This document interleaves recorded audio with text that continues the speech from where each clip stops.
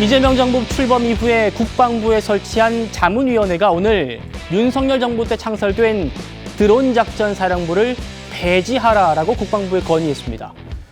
최근 북한이 무인기 문제로 우리 정부를 맹비난한 것과도 무관치 않다라는 분석이 나오는데 오늘 이재명 대통령의 언급부터 만나볼까요? 한국 당국은 중대 주권 침해 도발의 책임에서 발뺌할 수 없다. 서울의 현 당국자들은 이전 윤망나니 정권이 저지른 평양 무인기 진입 사건을 남의 일을 평하듯 할 자격이 없다. 윤가가 저질렀든 리가가 저질렀든 우리에게 있어서는 똑같이 엄중한 도발로 된다. 우리 공화국의 남부국경을 침범한 무인기 실체에 대한 구체적인 설명은 반드시 있어야 할 것이다. 사태의 본질은 그 행위자가 군부냐 민간이냐 하는 데 있지 않다. 명백한 것은 한국발 무인기가 우리 국가의 영공을 침범하였다는 사실 그 자체이다. 불법적인 목적으로 이 무인기를 북침시킨다든지 또는 민간인이 북한 지역에 무인기 침투를 시킨다든지 이거는 있을 수 없는 일이죠. 물론 이제 전쟁 유발을 위해서 지금 무인기 침투한 얘기는 뭐 이적죄인가 외환해죄로 지금 기소돼 재판 중이기도 합니다만 지금까지 드러난 것은 민간인들이 멋대로 북한에 무인기를 침투시켰다는 겁니다. 이 전쟁 개생이나 마찬가지죠. 북한 지역에 총 쏜 거하고 똑같잖아요. 멋대로. 근데 이런 걸 어떻게 과감하게 이렇게 할 수 있는지 정말 이해가 안 됩니다. 철저하게 수사해서 다시는 이런 짓들을 못하게 엄중하게 제재해야 되겠습니다. 자, 이런 얘기들 오늘 대한민국 최고의 군사 전문 기자 출신입니다. 국민의힘의 유용원 의원 모시고 얘기 나눠보겠습니다. 의원님 어서 오십시오. 네, 안녕하세요. 예, 의원님 이재명 대통령이 민간이 무인기를 보낸 거 이거 큰 범죄다라면서 북한에 총을 쏜 것과 같다. 이런 비유를 들었습니다. 어떻게 보셨습니까?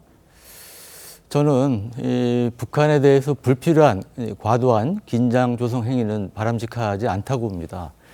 그럼에도 불구하고 대통령께서 예를 들어 뭐 범법 혐의가 있다면 그 부분에서 뭐 처벌할 필요가 있다. 이런 정도의 말씀을 하셨다면 모르겠지만 예. 북한에 대해 총을 쏜 것 같다. 그리고 뭐 전쟁 도발 행위와 마찬가지다. 이런 높은 수위 말씀을 하셨는데 예.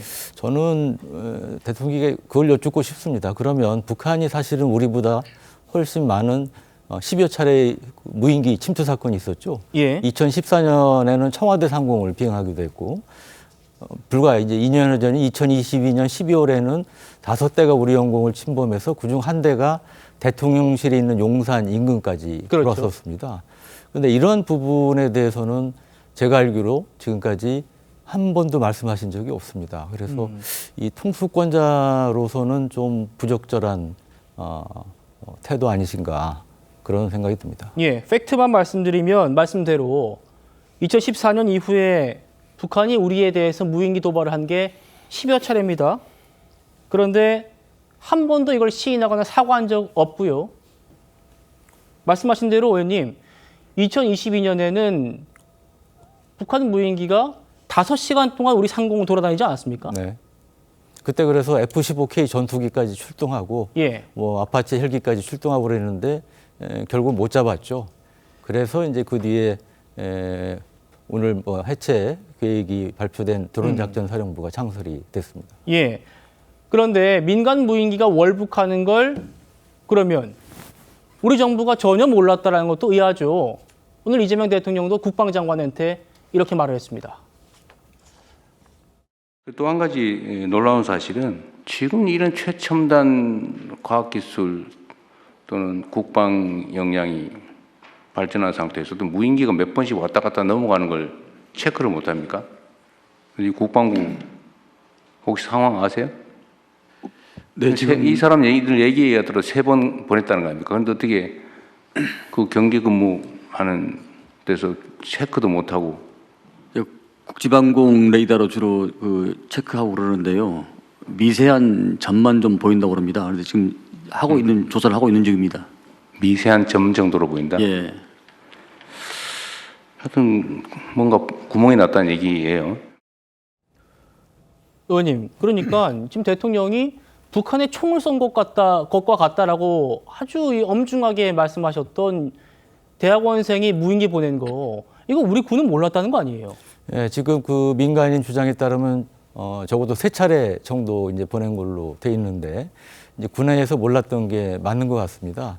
근데 이에 대해서 일부에서는 우리는 주로 이제 북쪽에서 남으로 내려오는 무인기라든지 이런 거를 탐지하는 거 위주로 돼 있지 않겠습니까? 예. 그래서 남에서 북으로 올라가는 거는 잡기 어렵다 이런 주장을 하시는 분도 있는데 그거는 과학적 근거가 좀 약한 말씀이고요. 레이더는 이게 360도 탐지하도록 돼 있습니다. 아까 안 장관이 말씀하신 국지방공 레이더도 마찬가지 예. 360도 탐지를 할 수가 있고요. 그런데 그럼에도 불구하고 이제 놓쳤다는 이제 이러한 이제 문제가 생기는데 그래서 이게 이제 고도가 낮아서 놓칠 수는 있지만 어쨌든 허점이 있었다. 왜냐하면 국지방공 레이더는 원래 소형 항공기라든지 이런 거를 잡는 걸 주목적으로 하고 자그마한 소형 드론을 잡는 데는 적절치는 않습니다. 탐지할 수 있지만 적절치 않고요. 예. 그래서 이제 소형 드론은 이제 뭐 고기로 얘기하면 멸치 비슷할 정도로 아주 작은 멸치. 거죠. 그럼 멸치 잡으려면 아주 촘촘한 그물이 필요하지 않겠습니까? 그래야겠죠.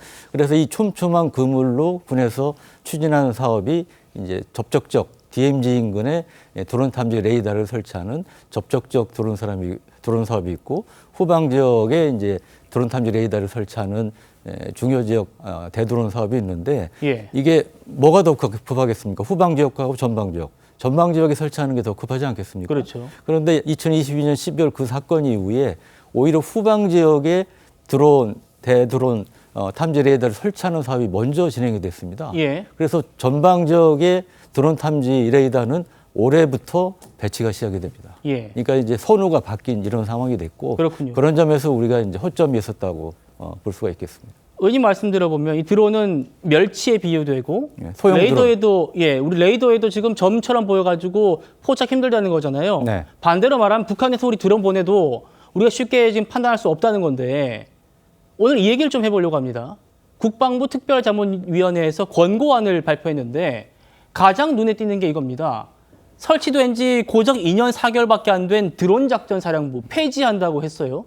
여기가 보니까 뭐 계엄 사태 때 뭐 준비에 관여됐다 이런 얘기를 들던데 이 사정 때문에 정말 없애는 거예요? 그러니까 외형상 자문위가 밝힌 이제 가장 큰 이유는 예를 들어 뭐 육군의 대대라든지 사단이라든지 이런 부대하고 이제 중복되는 부분이 있다.